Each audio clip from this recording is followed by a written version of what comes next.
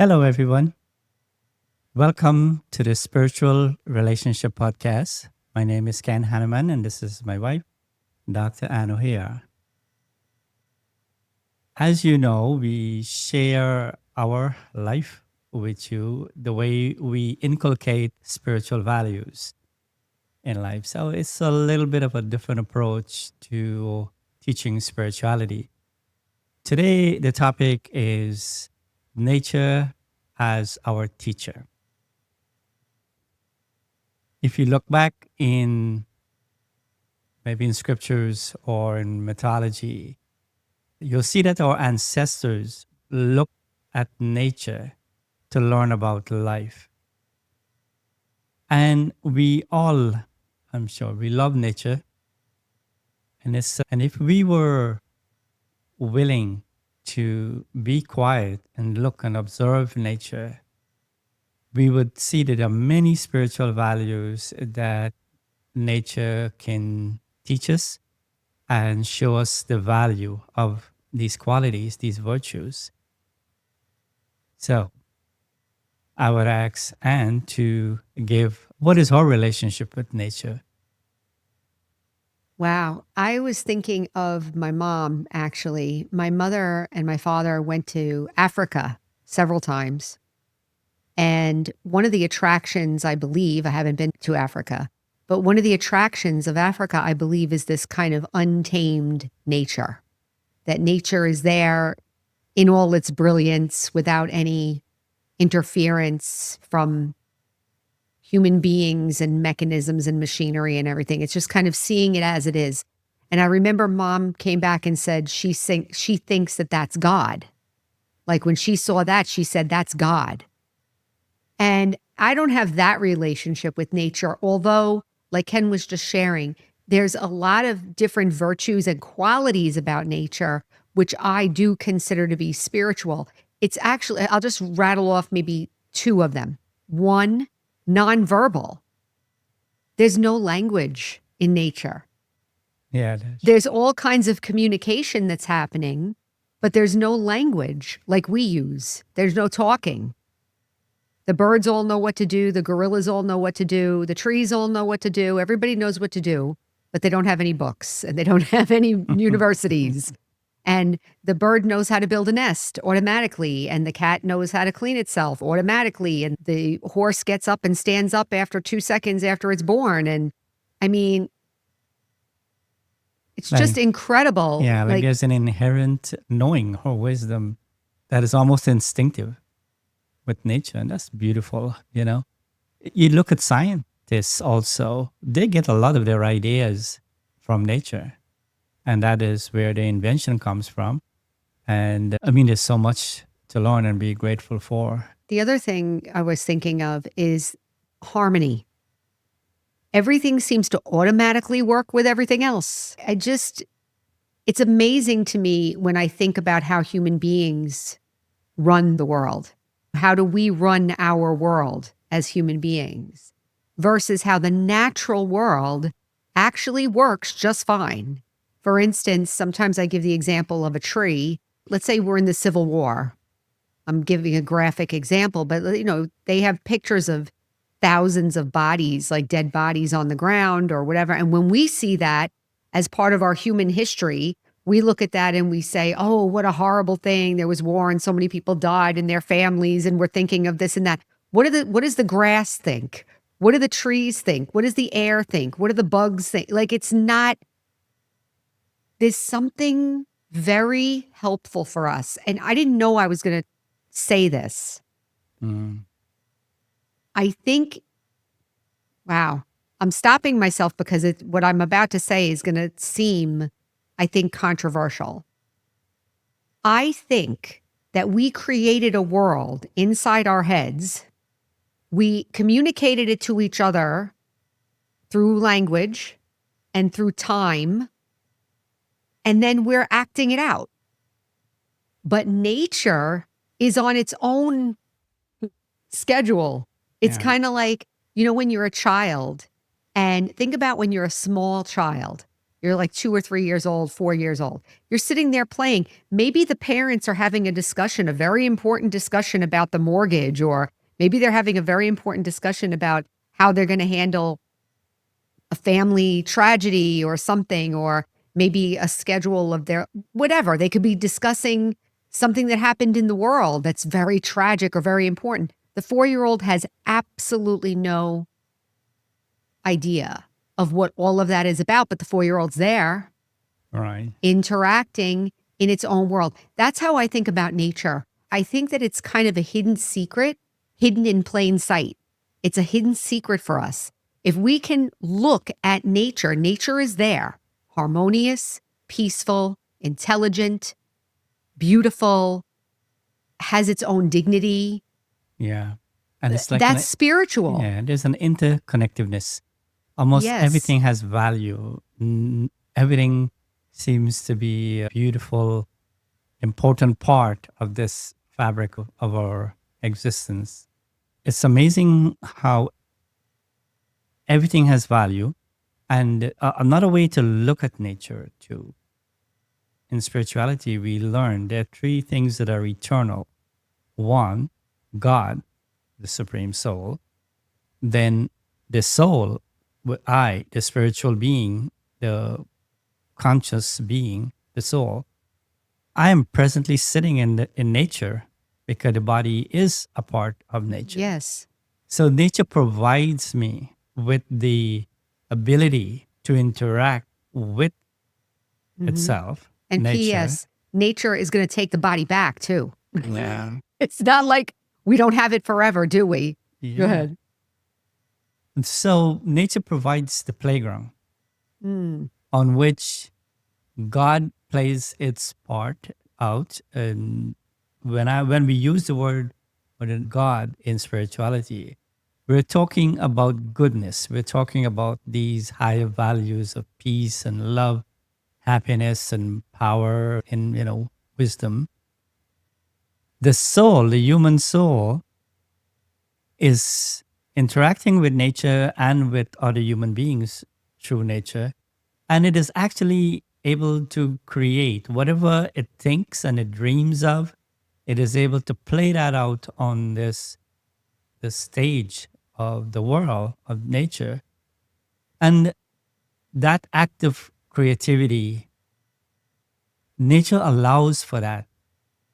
I mean, one thing you would probably believe, and maybe you share this, is that it seems as if every single human being gets the opportunity to play out completely what is in them. They're able to put that out there through their behavior and through whatever accomplishment or their activities or role. So consciousness needs a place on which to express itself. Mm. And that is why I find people would refer to nature as the mother, Mm. Mother Nature. Mother Nature, right? Then Mm. also there's some culture that would deify elements like Mm. the sun, the moon, the stars, the wind, the water, either whatever. Why? Because nature constantly gives without and gives freely without expecting anything in return. And it's just natural to nature to Well, do that's that. another spiritual principle. It Mm. gives without any asking for anything in return. It doesn't need anything in return. These are very powerful spiritual principles. We always think about them usually in the sense of like, oh, I'm getting better. I'm selfish and I want to become selfless. We're always looking at it as a fix to how we are. Why not look at it as it is working right in front of us? It's already working in nature. Nobody has to tell. Like, I had this one thing where I saw a video. There was a bird in a gorilla pen. There was like water, and a little bird was like flapping and drowning in the water. The gorilla came over and picked up the bird and put it out of the water. Yeah. Did the gorilla take a first aid class? Mhm. Did the gorilla go to the Red Cross and figure out how to save birds when they're drowning? No. There's no education. Think about this. There's no education. So it's funny you're saying, what is nature teaching us? Nature as teacher. Nature teaches us by the way it is, not teaching us through education.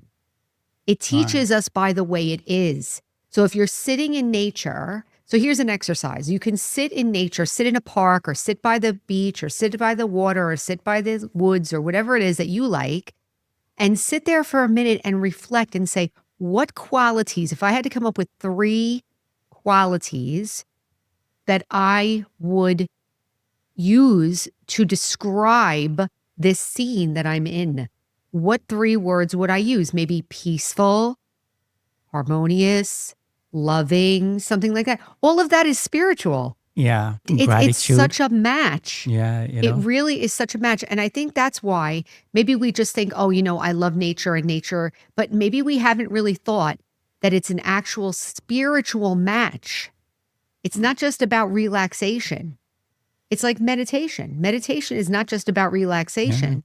It's about discovering who we are. And I think nature really gives us a clue, but we have to pay attention a little bit. We have to direct our attention with kind of an inquisitive, open myself up to discovering what the qualities are.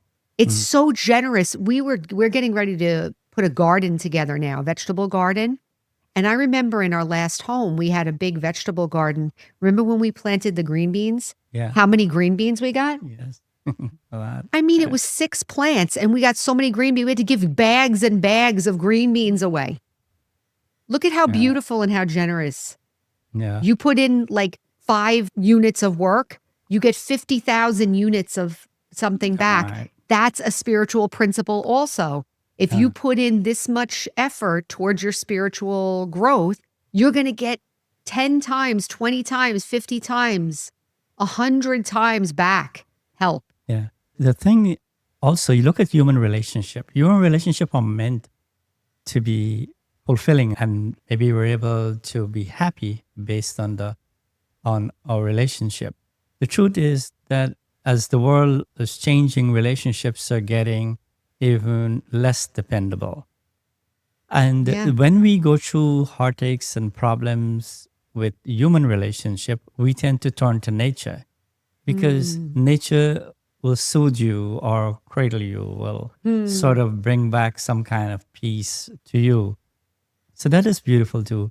And I find that some people have a problem with God and they might end up thinking God doesn't exist.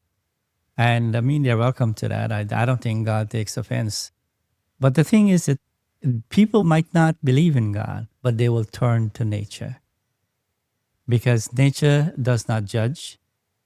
It treats all equally.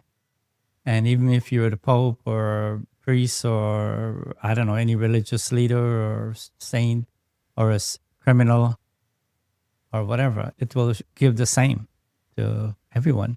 And that's a beautiful spiritual quality. Actually, we can learn the art of being happy if we truly pay attention to how nature functions and the way it relates to us. It's just so funny how it doesn't take much for us to get it. We're just not paying attention to it. I'm just thinking of like, we live by a lake and there's these little birds. And just if I watch the bird, like let's say the bird is sitting there, like there's a bird sitting there and they go swimming, the birds go and then they dive down to get, I guess, the vegetation down there and then they come back up and then they come out and I think they're drying their wings. Like they're standing at the side and they're putting out their wings like this to dry them. And I'm thinking like, just to watch those birds or the little ducks or something, it's like, I just automatically feel happy if I give myself a chance to focus on it long enough.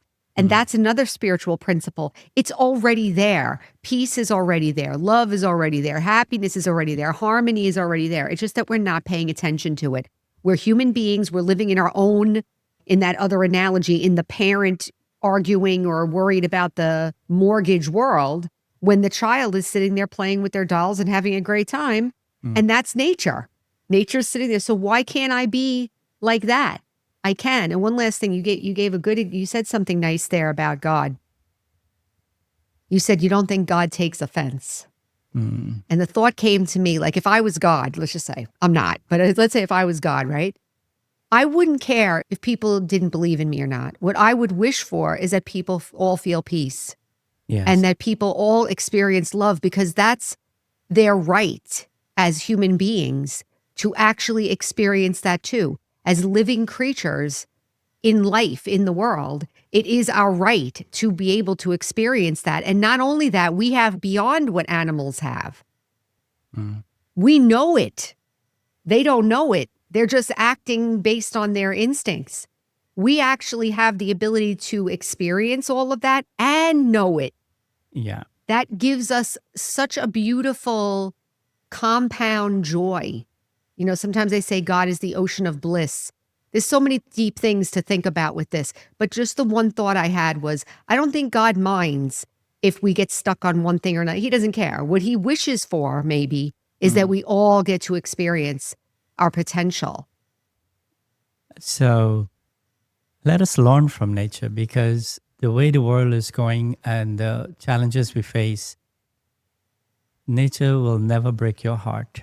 Mm. So with that, We'll leave it there. And thank you very much for watching. And we'll see you next time.